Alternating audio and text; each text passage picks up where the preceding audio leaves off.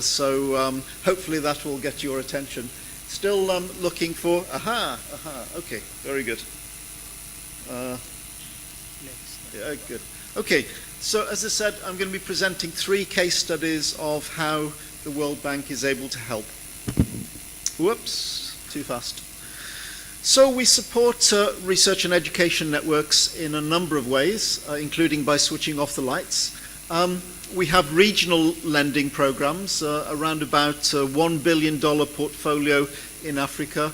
The 3 main regional programs are the RCIP on the West African coast, the WACREN on the West African coast, and the Central Africa backbone right in the middle. A large number of African countries are covered by those 3 programs, about 30 in total, and as I said, a portfolio of about $1 billion. We also have national lending programs. The eTransform Ghana program, which I'll be talking about, is here in Ghana. I'll also talk about Digital Malawi, which is another national lending programs.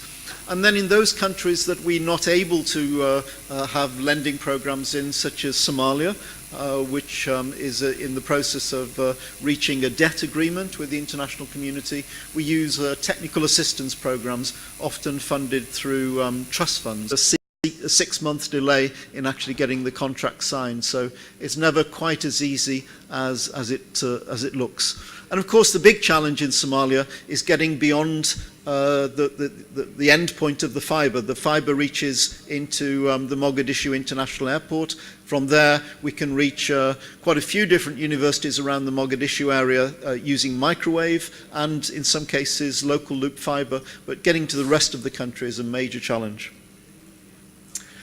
We're also engaged in Malawi, one of the most beautiful countries in Africa. If you haven't been there, then hopefully this photograph will encourage you to go as soon as possible. We're using the Digital Malawi program as the funding mechanism. It's a national IDA grant from the International Development Association worth 72 million, of which about 5 million is going to MAREN, the Malawi Research and Education Network.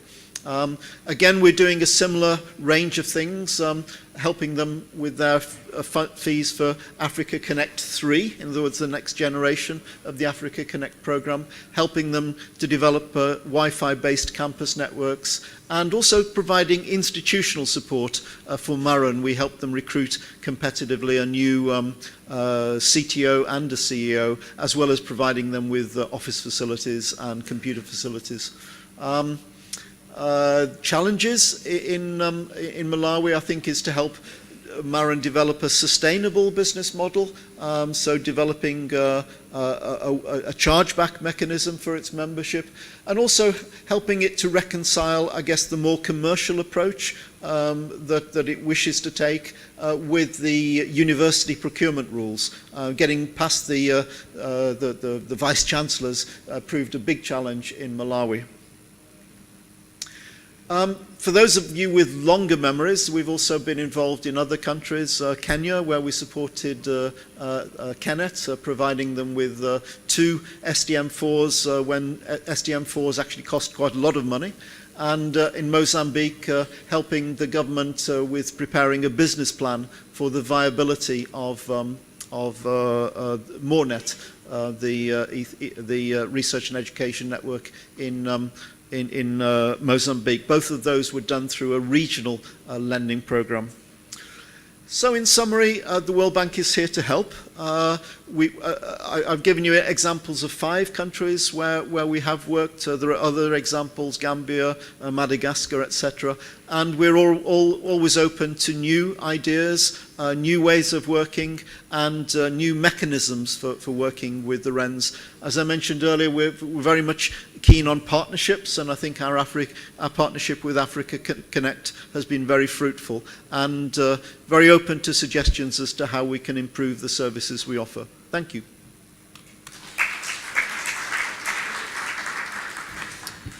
Thank you very much, Tim. We will also ask the questions afterwards, but let me just simply say on behalf of Africa Connect, obviously, I'd like to thank you for the good support you've given to the project and our partners. Thank you. Our next speaker then is Mary Ngure. And Mary is from the United States International University, and she's going to talk about their Africa Web Scale Discovery platform offering users limitless search capabilities. Thank you, Mary. So good afternoon, everyone.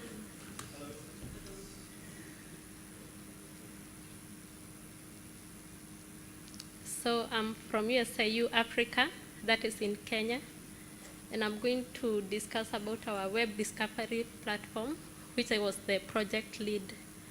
If we could kindly have it up.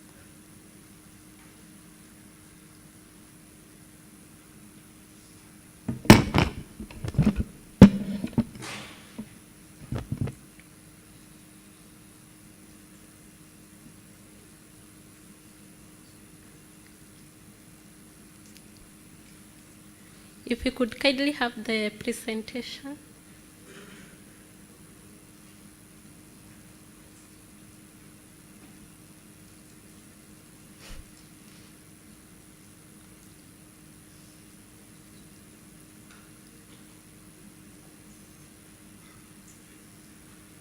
Maybe while we wait, I actually have a question for you, Tim. Yep.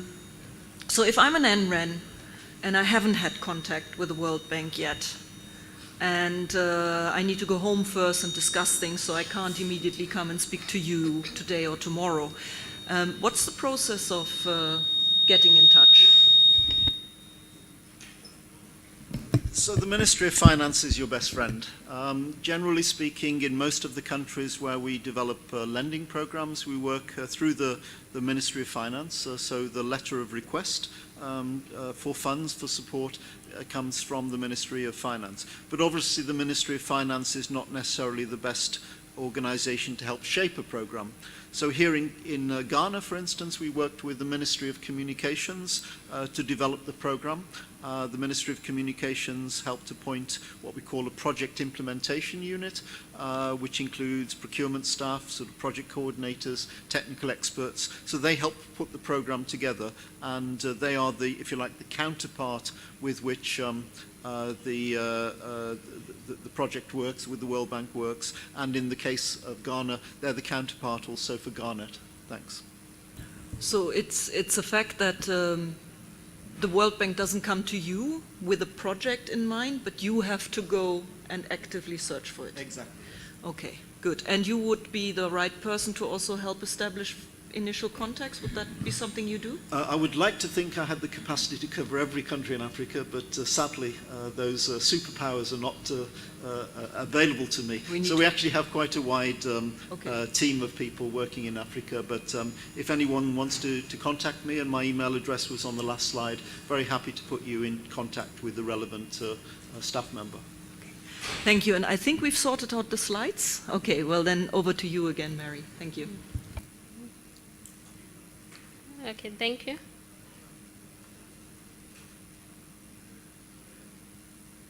Yeah, so the presentation is about our discovery system, and we are going to go through introduction, the discovery platform at USIU Africa, challenges and best practices.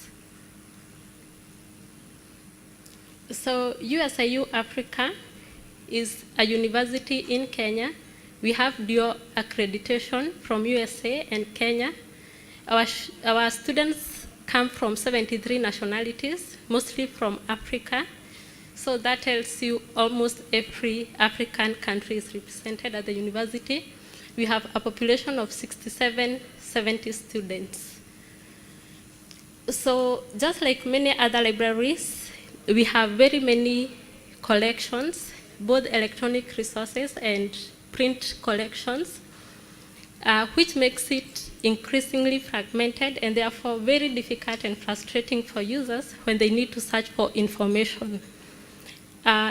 Research has shown that what users exactly want is a Google-like simple search functionality, so that they don't have to go through every database, every resources, and they just want to search from a simple search interface.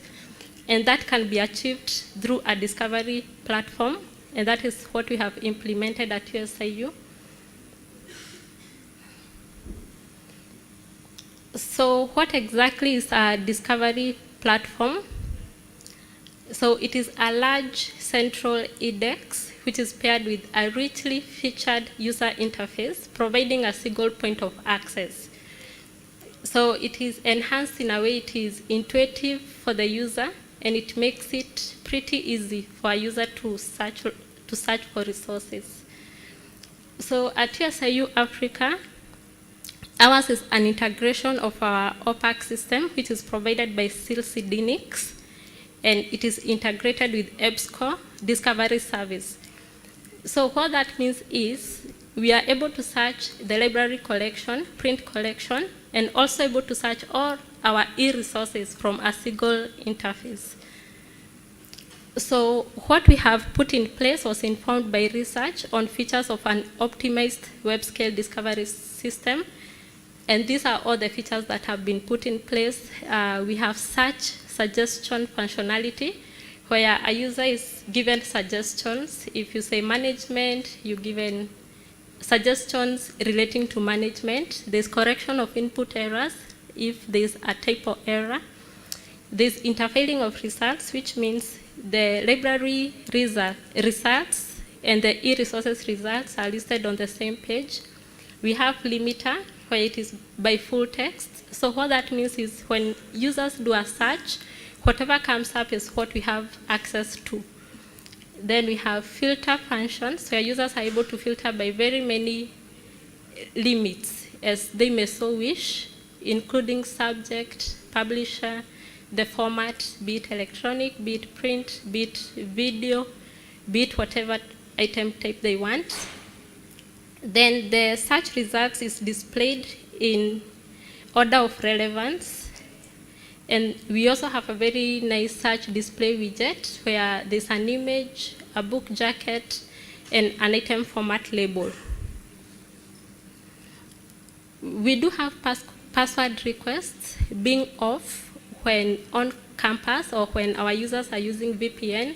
So what this means is when they are within the institution, they don't have to log in. It will already recognize they are within, so they are able to search and access. We have exploratory search, where they are able to get results of interest, not necessarily exactly what they've typed for, but equivalent or related words. We have publication titles, where publishers are listed. We have placard journal, languages, content providers, publication finder, and digital repository harvesting. So when users go to our OPAC page and do a simple search, like you're seeing up there, they're able to see results which are displayed in the 3 columns. The left column displays results from the library collections, and on the right, they get results from e-resources. So what that means is when they go to the library system, they're able to get resources across every resource that we have. So those are the different facets that you're seeing: the material type, publication, language, subject, publisher, and many others where users are able to actually filter by. So if they want a particular publisher, they're able to simply click and get resources from that particular publisher.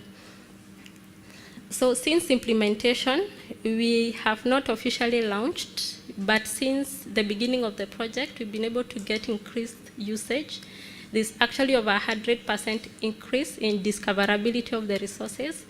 And talking to our IL trainers, that is information literacy trainers, they say that taking users through the different databases and sources of information was not only cumbersome, but time-consuming.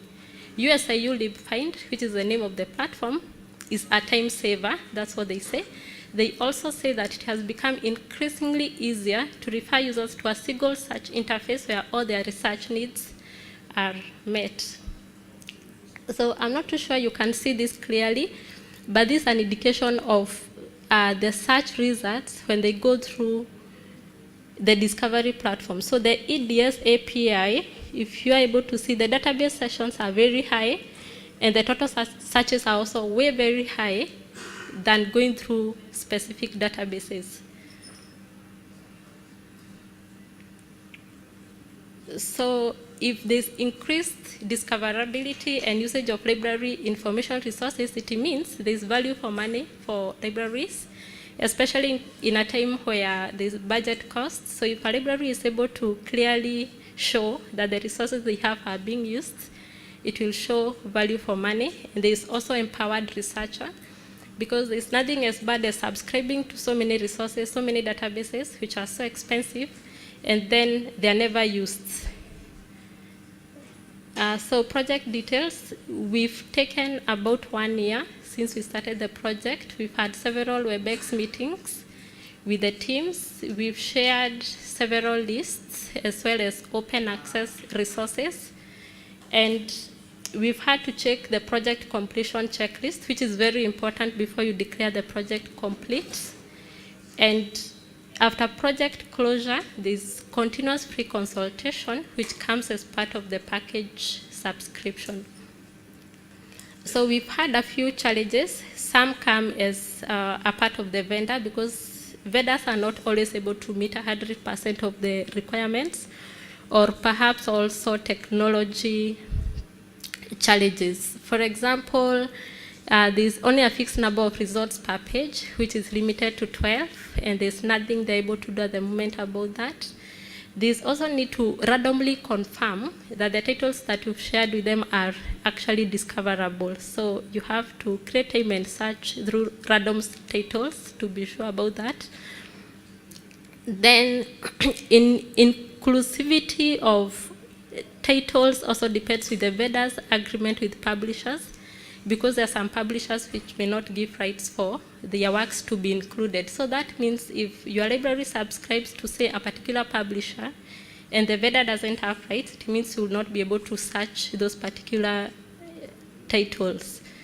Then there is content bias in ranking, and especially where you provided by a content aggregator, because it means their content would usually come first, though they would usually say there is relevancy ranking, but it still ends up giving benefit to the resources.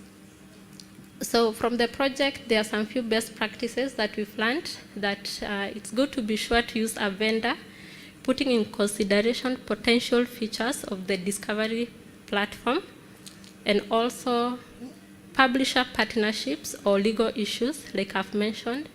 There are several vendors who offer discovery platforms, including EBSCO, ProQuest, XDBs, and OCLC's WorldCat.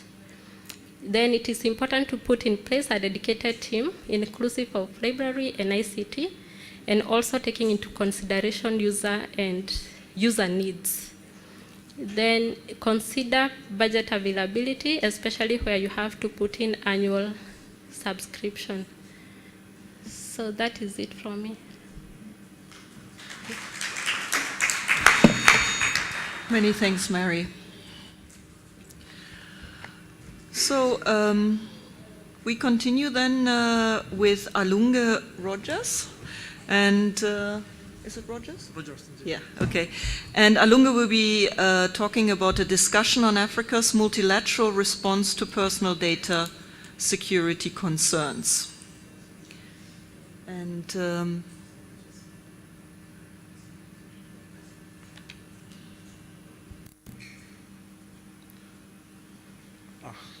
okay, good evening, everyone. I'm Rogers Alunge. I'm a PhD student at the University of Turin, focusing on personal data protection. So basically law, I'll be talking law. I haven't heard of any law, legal discussions a lot since I got in. So maybe I'll be the first on that. I'm from Cameroon, actually.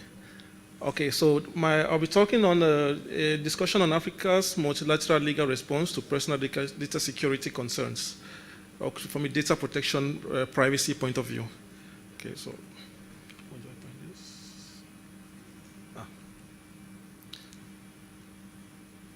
Okay, so basically here is the agenda of what I'll be discussing. What it consists, having a general introduction and what consists personal data protection and personal data security, and how Africa has responded to those concerns multilaterally speaking, and also the mechanisms of data security concerns which are missing in the African responses, and have a conclusive remarks and recommendations. So we're told to have 15 minutes, so I have to keep this very short and fast. Okay. And for a brief background, we know Africa has had some great ICT penetrations in the last decade. Over 453 million internet users from 4 million in 2000. Mobile technologies are doing great in generating a lot of GDP. And also mobile banking is another thing. Like, for example, in Cameroon, it's like the boss. All farmers, everyone is now, you can't create a bank account, but you can have a mobile wallet attached to your number. So everyone is kind of empowered, connecting to having some sort of wallet online using through your mobile phone. So, of course, these internet penetration risks has brought along cyber security, cyber crime concerns, and also personal data protection and data security concerns. And among those, we can remember the Ashley Madison data breach in the US, which where a website, a dating website for extramarital affairs was breached, and the data of those who were involved in extramarital affairs was published online. Well, I know we are from Africa, so some societies we don't need a dating website to have extramarital affairs. But well, that was the case that way. And also remember the Cambridge Analytica scandal on data security with the Trump elections and all that. So, and Africa is also becoming gradually datafied. Data is becoming important too. So it's high time we national legislations and multilateral bodies also take that into consideration. So a brief discussion first on what consists personal data protection and data security. Well, we are in Ghana. I don't think I'm giving anyone lessons on data protection. It's like the best, one of the best data protection laws in Africa, if you ask me. So, but for the sake of the conference, I will just say it refers to the set of policies and rules which aim to protect individuals against unjustified collection, recording, use, and sharing of their personal details. And what's personal data actually? Well, basically any information about you through which you can be identified, your names, date of birth, sorry, mistake, ID card number, health, medical details, username, passwords, etc., through which you can be identified and which relate to you. And it's considered like the informational part of the right to privacy, popularized in Europe following, because computers being used to process personal data, it was difficult for the courts to guarantee the right to privacy in the real world. So some other branch of law had to be come up with in order to, tie in with the times with the advancement of the computers. And personal data protection consists of 6 main principles: lawfulness, fairness of data processing, purpose limitation, data minimization, accuracy, storage limitation, and integrity and confidentiality, which is like the bone of contention of my presentation, which has to do with the security, like data should be kept safe and protected against unauthorized and unlawful processing, against accidental loss, destruction, or damage. And what's personal data security? Well, it's like a part of personal data protection, which has to do with the securing the data, like against external attacks or external for it to be compromised, external or even internally. So it is like the ensemble of engagements taken by organizations to preserve the integrity, confidentiality, and availability of information, authenticity, and its utility. And breaches in personal data security, like, of course, if your bank account numbers are breached, it could always be used to do transactions in your name or withdraw money, which is very dangerous. And that is becoming a reality in Africa with mobile banking, because if everyone, for example, in Cameroon, for example, in my village, we have cocoa farmers who can't open bank accounts, but they have mobile money accounts, and they may not know how to manipulate that. They may don't know how to keep their passwords safe. So mobile phone numbers too could now be, if they could harbor a lot of money, then they could also become lucrative for hackers. So how has Africa multilaterally responded to data security concerns. Now, there have been a lot of national already, like Ghana has a data protection law, very great one. I'm actually a fan of it, and some Cameroon doesn't have any. It's very fragmented. So I'm focused on my presentation on the multilateral, like the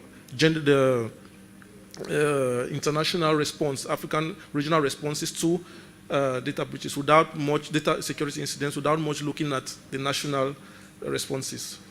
So far we have two main. There's the ECOWAS Personal Data Protection Act, adopted in Abuja in 2010, of which, of course, Ghana is part of it. And there's the AU Cyber Security and Personal Data Protection the convention adopted in Malabo, 27 June 2014.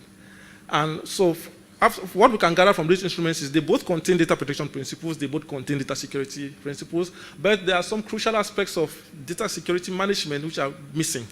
And that's what I'm trying to really address today. And they both do guarantee personal data security. There's a principle of confidentiality and security under the ECOWAS Data Protection Act and the AU Data Protection Convention. There's an obligation of confidentiality. There's a right of access to personal data. Well, it's kind of, I can't explain it. For want of time, we can't go deep into that. And there are also the Office of the Data Protection Authority has been given wide powers to receive complaints, block data processing, and fine data controllers, which also guarantee the security of personal data legally. So what are the data security mechanisms missing from these international instruments? First of all, there is no data breach reporting provision. And what does that mean? In case there's a security incident, well, the multilateral response is there's actually no obligation, it's not written anyway, that there's an obligation for the company processing your data to tell you that, hey, there has been a breach, and you should maybe take some precautions. Well, it's worthy to mention that most national responses do have this provision involved in their laws, but in terms of a multilateral response, it's not available, and maybe for some countries which don't have data protection laws yet, like Cameroon, who may want to wish to adopt these into their legal systems, okay, there will be no provision then requiring data breach notifications. Meanwhile, these provisions are available in other jurisdictions, like in Europe, for example, under Article 42 of the e-privacy directive. GDPR. And there is also what we call privacy by design. There is no requirements, no privacy by design requirements, which is the principle that before a product is released into the market, it should have already privacy-friendly standards. So the privacy standard should be like a default. You shouldn't have to buy have to like activate your privacy standards, which for me it's quite crucial, because look at the realities for mobile money banking. If maybe some phones could come with without maybe privacy enhancing technologies into consideration or embedded in their system, a farmer who doesn't maybe know how to manipulate or activate his privacy settings, who is not very educated, could have could be vulnerable with all the money he's storing in his account, which is just protected by a number and a passcode, which many of them don't even remember. I actually had an uncle who writes his passcode beside his bed. Like, I mean, anyone could see that and hack into you and get all your money away. I had to tell him not to do that anymore. Okay, so both this provision is not available in either the ECOWAS or the AU convention. And there is also no reference to certification schemes, and these are like certification schemes by privacy seals. What a privacy seal is like some entity which certifies that an organization has attained a level of privacy protection. So users who want to subscribe to that service could consult these seals which are published and actually at least have an idea of how privacy friendly or data protection friendly these companies or these enterprises are. Because as a layman like me doesn't know how maybe Facebook is treating my data, or how maybe WACREN is going to handle my data later, I don't know. So the presence of a privacy seal could provide users, lay people, with some means of assessing the level of privacy, the privacy-friendly level of an enterprise or company before subscribing to their service. And Finally, there is, last but not least, there is also the issue of there is no direct data controller, data subject liability in any of these provisions. It's like the Data Protection Authority is a person, is kind of like the liaison between the users and the data controllers. So he is the individuals cannot apparently sue the data controller without passing through the GPA. From when you read like the ECOWAS directive, the ECOWAS Data Protection Act, and the AU, the Data Protection Authority has wide powers, while there is no direct liability, no responsibility between the data controller and the user, which is kind of, for me, it's like an omission, because the people, the victims in case of a security incident are the users, the data subjects, the individuals, which is also actually similar to my fifth point, because of this lack of direct liability. There's also an issue of compensation, because the only compensation provided in both instruments is a fine by the Data Protection Authority. Well, gladly, I was reading the data protection law recently, the Ghanaian Data Protection Act of 2012, and yes, it does provide for compensation between, in case someone is harmed. But at the level of the ECOWAS directive and the AU convention, which hopefully will come into force after 15 states ratify it as envisaged, there is no direct compensation from the data controller to the data subject in case of a breach. So only when there is in case there is a security incident and someone's data has been hacked or something, and you want to bring an action, you can only you can only seize the Data Protection Authority, who can seize the data controller, the company, and who will be fined in case he is found to have been in breach of his duties. But there is no mechanism of how the victim himself will be compensated. Either maybe the fines are paid to the state normally, so it's a part of those fines going to be taken up and given to the victim. Well, that's a gray area of the law so far. So, finally, the conclusive remarks and recommendations are the laws should, there is go back. So both instruments contain basic data security principles, but assist significant omissions. Key omissions like data notification should be addressed. Certification of privacy should be considered. There's a privacy security by design requirement could be imposed on data protecting systems, especially those using IT systems to ensure security. And a system of compensation of victims of data security incidents should be adopted to further guarantee online trust. So that's it for me. Thanks for your attention.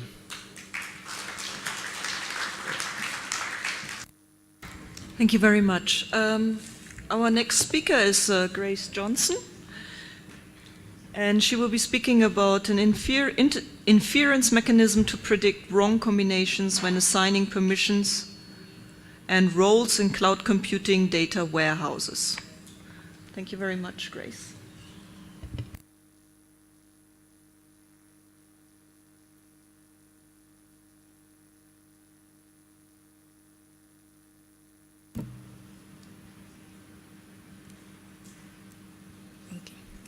Bonjour à tous, je me nomme Johnson Grâce, épouse Kwasi.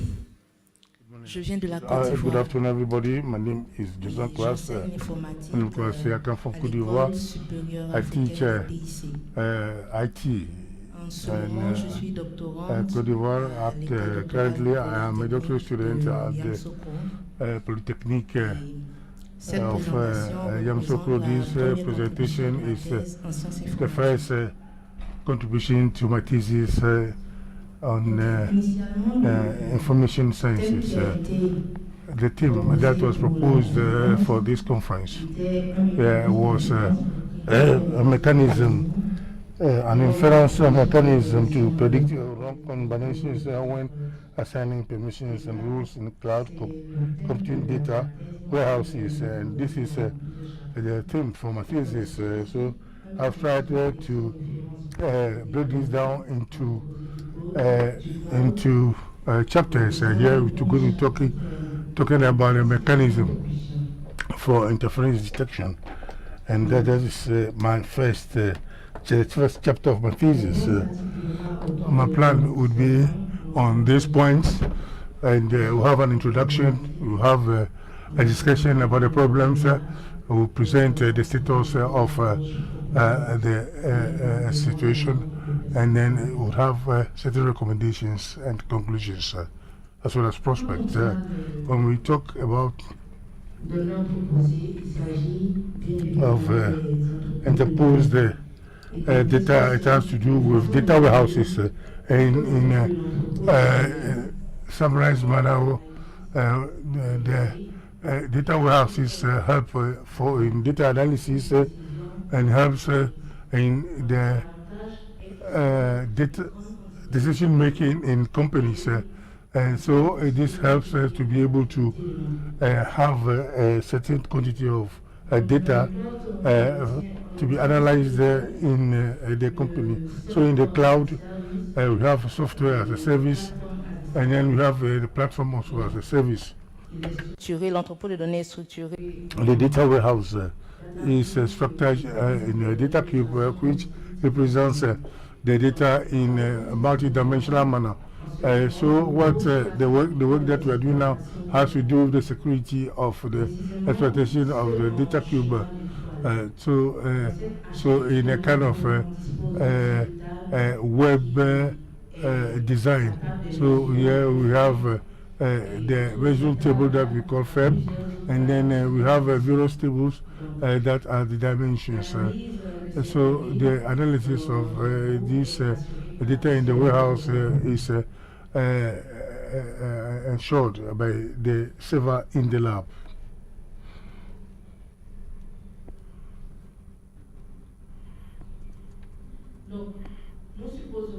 So we assume that we have a malicious end user that wants to have access to information that is not supposed to have. In 2011, this problem has been resolved within the context where the end user, a malicious end user, by the making use of the SAM aggregation, so had access to the salary of a worker in a company. So from the calculation of the average, it can determine the average salary of all the workers. So within this context, that means that we can have an idea of the salaries of people. So in this case, the malicious end user will just use this kind of correlation, then will be able to have the knowledge of the eventual evaluation of salaries in the company. So if this kind of thing happens, then we'll be able to obtain a partial inference. We have a lot of work that have been done, studies that have been done in this regard, and we have two principal approaches. For instance, data the disturbances, and then the history of the request. Well, maybe we can make use of the sum function, and then these financial statistics that are used in the resolution of these kinds of problems. So, amongst these studies, nobody takes into account the existing correlation between the expired dimensions of the request and the measures that we need to assess. This correlation could have a considerable impact. For instance, the constitution of the measure hierarchy, and in our case, which is the salary of workers.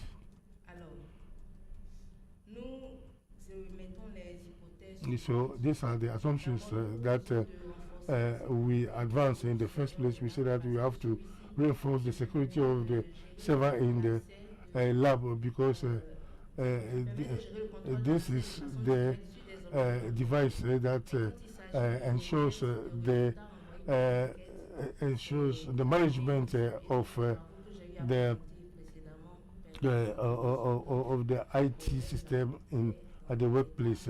But when it comes to certain requests, there can be a default. So we advance the following assumption that we have a user that make a request on a number of individuals having the same profile, and this profile has several dimensions, and then we can assume that there is a dimension that has a correlation with the measure of the salary. And this end user has also knowledge of the evolution of the measure based on this specified dimension.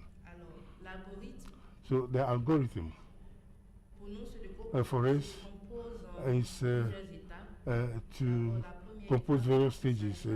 The first stage would be to assess the correlation between each dimension and the measure to be assessed.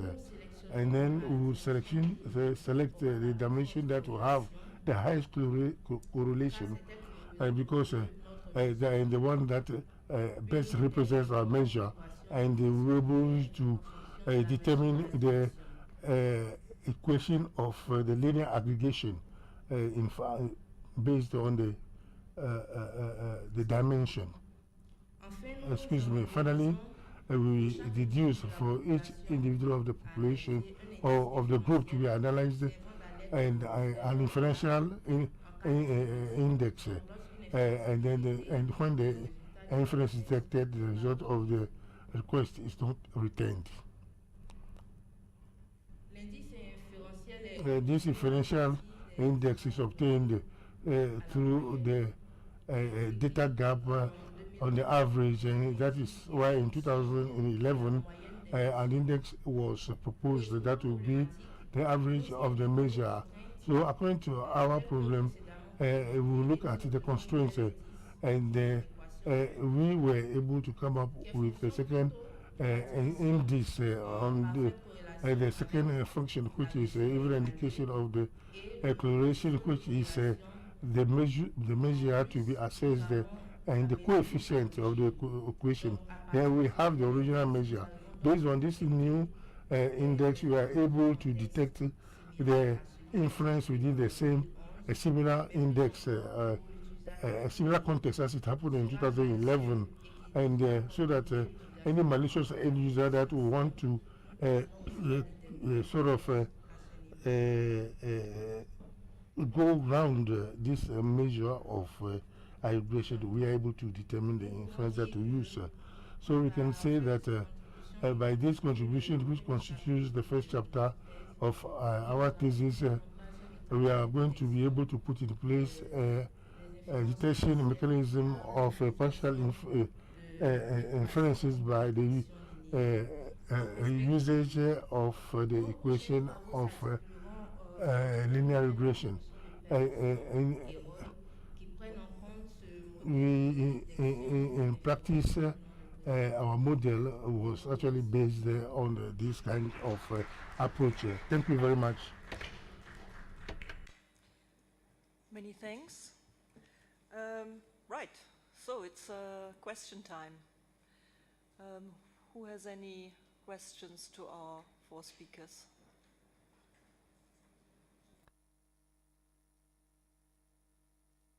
Jumping the queue. Oh, there's a question. Venons, s'il vous plaît. Merci. Ma question s'adresse à... Thank you. My question goes to Dr. Kim. I've well followed the presentation, and let me say that I'm a bit disappointed, not by the presentation, but maybe by the World Bank, because in 2015, if I recall very well, we organized an event here within the framework of the Tandem project, and your colleague Melis did a presentation. And you promised that the World Bank was going to support education research. And when I went back, I waited, and after that, with my board of governors and my minister of the higher education, I went back again to see some colleagues of the Ministry of Higher Education, who had a video conference with certain officials of the World Bank, some in Togo, Benin, and all that, but nothing has happened. And if today you say that the World Bank is ready to support us. I don't know if it is the problem was on our part that we're not able to make ourselves ready for this kind of support. So what are we really going to do so that the World Bank supports us concretely? Please, you are from which country? I'm from Togo, please. Thank you.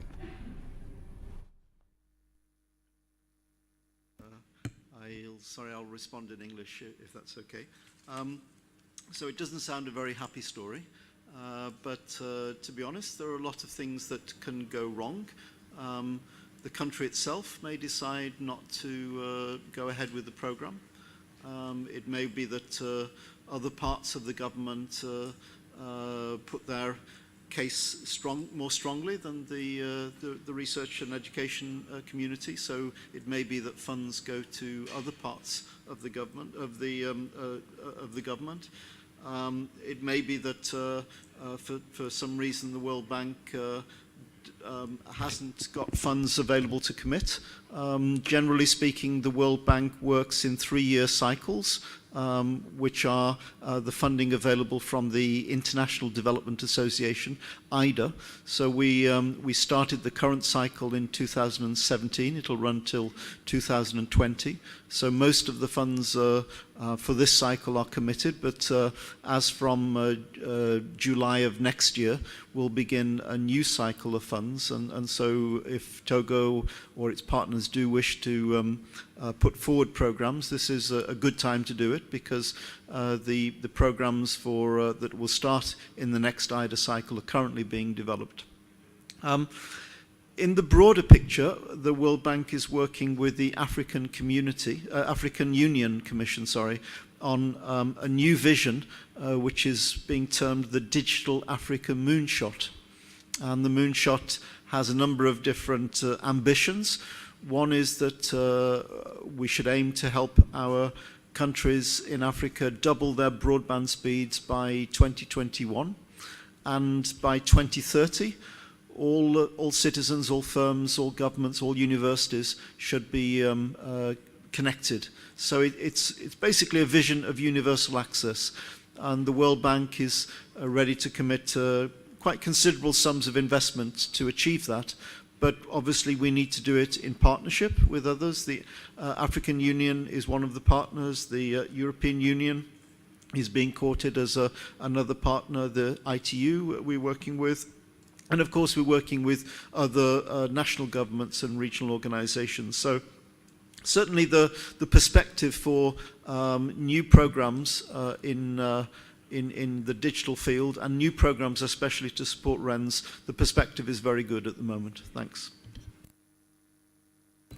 Thank you very much, Tim, for this additional information. There's a question there in the back, please, gentlemen.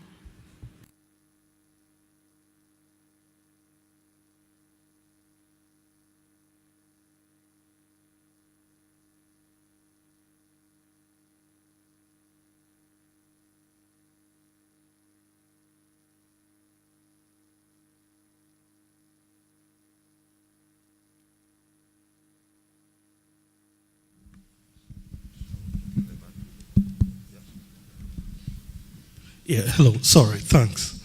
My question goes to the chairman. I think the same question you asked Tim, with Africa Connect 3, do you have specific projects that is going to be funded, or the various RENs and probably the universities needs to come up with their own projects? Then probably Africa Connect 3 will come in and support. Are you still here tomorrow? Yes, please. Okay, I will give a presentation on Africa Connect 2 and Africa Connect 3 tomorrow, last thing before we close. So maybe we can take it after my presentation. Would that be okay? Well, that's fine. Okay, thank you so much. Then lastly, the lady from Kenya, the Discovery platform, is it an in-house system that's being developed, or is it an open source system that you guys are working on? Thank you very much. Both systems are proprietary. That is the library management system by Sidinix, and the EBSCO is proprietary.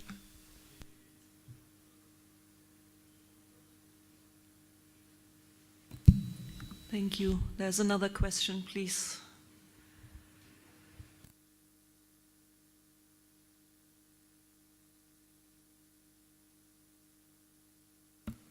Oh, okay. My question is for Tim. Well, I have two questions, one for Tim and one for Mary. In the presentation, Tim, you talked about, I think it was with Malawi, the capacity building project. Did that, I mean, request for that, would that have to go again, also go through the national government? And the question for Mary is, when you talked about the, in the results, you saw that after you used the platform, deployed the platform, you had more usage, your stats went up. Did you disaggregate that to look at whether the repository was also being used more than, I mean, did you disaggregate all of them, say by how much each went up, if at all they all did? Thank you. Generally speaking, it's much easier if requests do come as part of national programs. So, for instance, in Malawi, we do have the Digital Malawi program, and as part of the Digital Malawi program, there's a project implementation unit, and there is a steering committee. So when we get requests for capacity building to perhaps travel to events like this, the steering committee is able to advise on that, to take decisions as to which capacity building events should be secured, etc. So generally speaking, we like working with projects which we call recipient executed. In other words, the government does the heavy lifting of organizing, identifying, prioritizing. But beyond that, there are events that we do support directly through trust funds. So, for instance, in the work that we've been doing in Somalia, we've been able to provide quite a lot of training, and just at the end of this month in Nairobi, there's a workshop that we're organizing at a regional level on telecom regulation. We're supporting new regulators in Ethiopia and Somalia, and so that particular capacity building event is being run together with the United States Telecom Training Institute, the USTTI, the Communications Authority of Kenya, the ITU, and ourselves. So there are occasions where we do sort of standalone or regional capacity building events, and we will try to do as many of those as possible. We also support students from different countries to take part in events or training organized by AFRALTI in Kenya or ESMT in Senegal, and other regional capacity building. But in general, it's much easier for us. We don't really have the mechanism to be able to organize these events. We prefer to rely on the governments of the countries and the project implementation units that we work with to help us with the capacity building events. Thanks. So thank you, Miriam. To answer your question about digital repository, yes, it's integrated and the system is able to harvest results from the digital repository, but the project is not yet complete, and a bit of why the project is not complete is that particular digital repository, because it is harvesting but the links are not resolving correctly. So once the project is complete, we are planning to do statistics so that we're able to know the exact significant impact of having the system as opposed to searching directly from individual databases and from the repository itself. So we don't have those statistics as of now, but we'll be able to do that. The beauty is the Google Analytics statistics we get from Google, we are able to know where traffic was coming from. So any searches from the repository, we'll be able to know the traffic was directed from the project. Thank you very much. Are there any more questions in the room? Yes, please. Merci Catherine. Donc mon intervention porte sur my contribution has to do with a particular interest that I have for the representation of Madam Johnson. I think I have to encourage her for the work that she is doing for her thesis, but I want to rather direct my question to my colleague who is right in front of me. Listening to the comparative analysis that you have made, I thought I would have a proposal of kind of legislation, that we can have to really deal with this issue of data protection. You talked about the AU convention, and then the case of ECOWAS.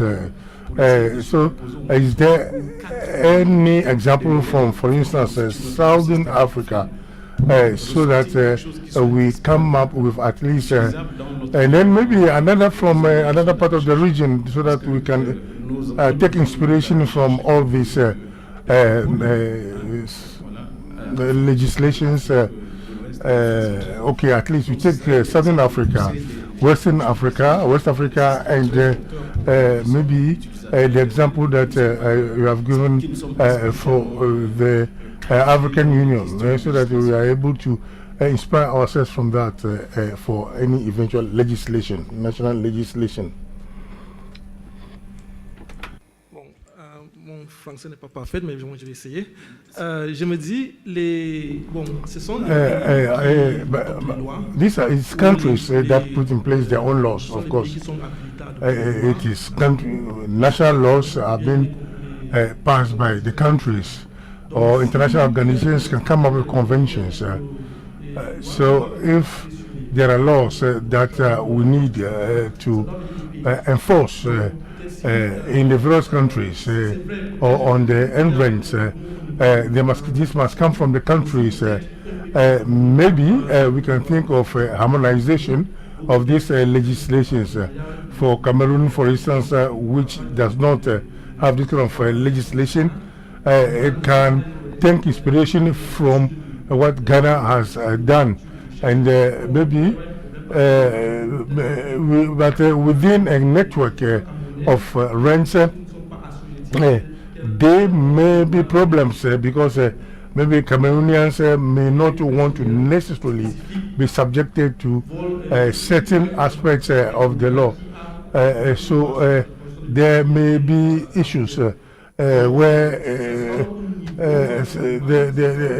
so the application of these laws can be a problem if they are not harmonized. So the international organizations can serve as umbrella organizations. For instance, what the African Union has done can serve as a model which we can apply on the various areas in Africa, knowing that the AU is the umbrella organization for the whole of Africa. But now the enforcement will depend on the national goodwill to do that. So I think at least what the bottom line is that there is an African convention which is not yet been enforced, but the various brands can take inspiration from this convention to put in place legislations or define national legislations. But at least it can serve as a model for this particular case. Thank you. J'ai compris votre intervention, mais your answer, but I still want to insist a little bit. So if we don't have a legislation in Cameroon, we know that Cameroon belongs to the Economic Community of Central African States, ECAS, and I think there are in certain countries there are structures that exist. For instance, in Gabon, and we have in Chad.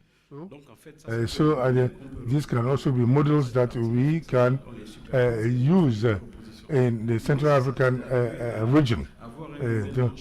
So at least we should be able to have a model in each region which we would not superpose on one on the other, but try to harmonize. If you take the Southern Africa, for instance,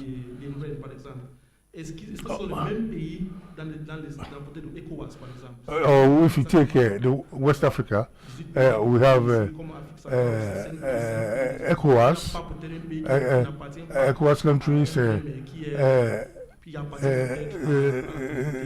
Maybe there will be a country that does not belong to Ngure, but which belongs to any of these international organizations, and they will see how they can. I think I would like to close the session then, unless there are very urgent other questions. No? What? Oh, pardon, Pierre. Merci, je m'excuse de... En fait, une partie de la question que je voulais poser a été posée par Anissé, mais ça me donne une autre question. That gives me another question for Mr. Lunge. Is it Mr. Lunge or Lunge? En fait, j'étais en train de me poser la question. But I was asking myself the question when I saw that you say that you are a PhD candidate for law, science, and technology. I'm asking the question, what can you bring on board as an expertise after your studies for Africa? That's my first question. My second question, with your permission, this goes to Madam Johnson. Madam Johnson, in the first place, I want to congratulate you for the quality of the presentation. I've noticed that the panel is there's gender balance of the panel with Catherine at the middle. Madam Johnson, you say that it's your first chapter, and you have taken a particular example of the hacking of the salary sites of a particular company. Well, don't you think that your approach is too generalized for this?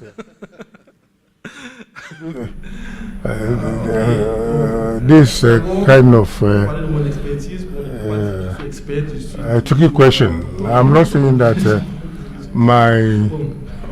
I'm an expert. I say I'm a doctoral student. My contribution, I think Africa has become also a kind of Africa can be like Europe. Europe has about 500 million online users and users.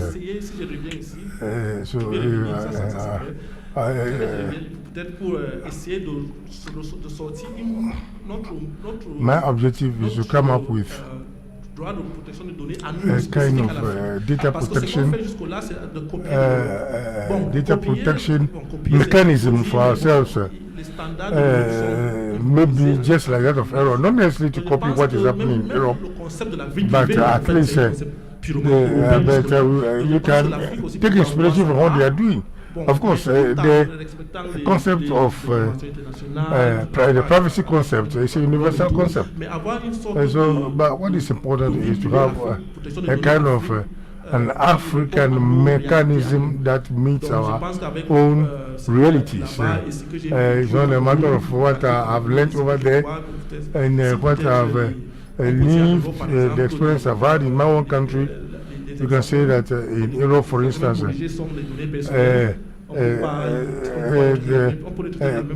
corrected examinations constitute personal data, but maybe it's not the same as in Africa. So I'll see how whatever mechanism I come up with would meet our specific African context.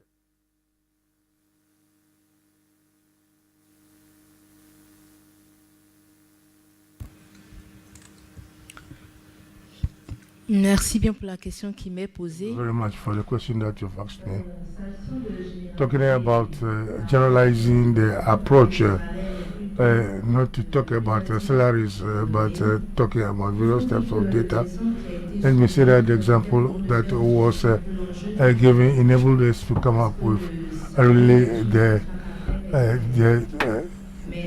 is the importance of the problem, because salaries have sort of a personal character, a confidential character.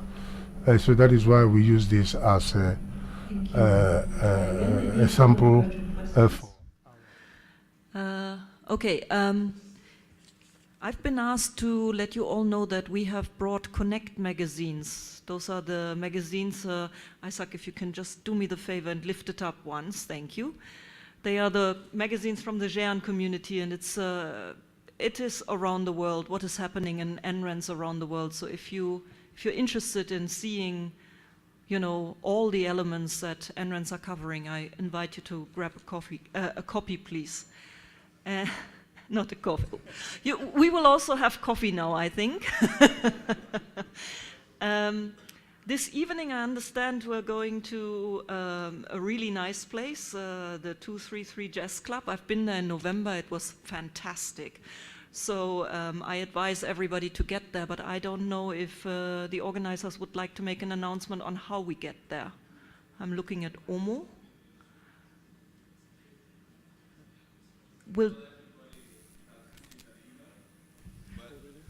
Okay, so everybody has received an email. Well, that's a good start for myself, really.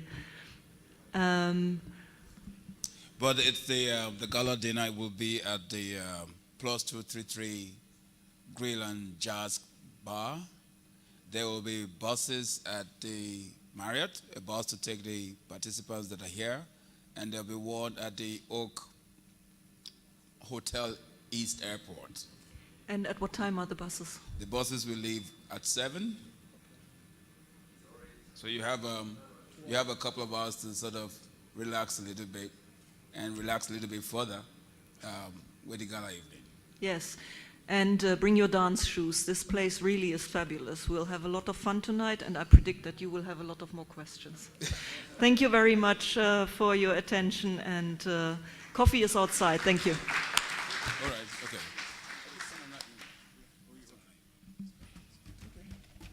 How has it enabled you to unleash your potential? This year, it's time to go beyond.